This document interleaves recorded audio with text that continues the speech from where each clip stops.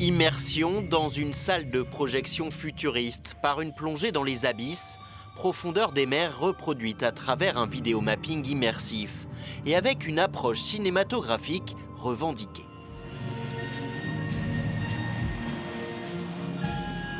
On est sur le premier lieu immersif des Hauts-de-France, mais il y en a évidemment pas mal d'autres ailleurs dans le monde.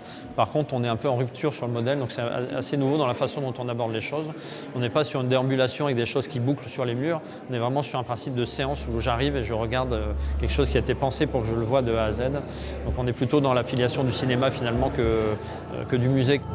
L'hybride, boîte blanche ou plutôt grise pour des raisons techniques, de 170 mètres carrés, 6 mètres de haut, recouverte d'images au mur, sol et plafond, grâce aux 18 vidéoprojecteurs et un système sonore immersif. Que ce soit lors de la réinterprétation d'une fable de La Fontaine ou celle de la légende de l'Atlantide, le défi est de bien remplir tout cet espace.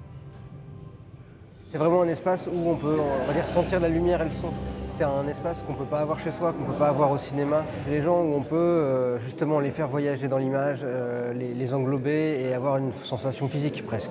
Il y avait l'envie aussi de mettre toutes les références qu'on peut avoir sur le plan cinématographique et littéraire et d'essayer de les retranscrire pour le public et de les avoir le plus fidèlement possible visuellement et que ça rende finalement bien dans un lieu comme celui-là.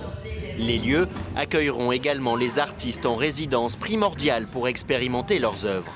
C'est vraiment indispensable de pouvoir travailler sur place et puis sur le travail du son par exemple, on a dit 13 enceintes et 2 enceintes pour les basses. Ça, il faut vraiment être sur place pour pouvoir spatialiser le son.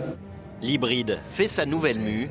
Cet ancien garage se transforme en salle de vidéomapping officiellement à partir du samedi 7 mars.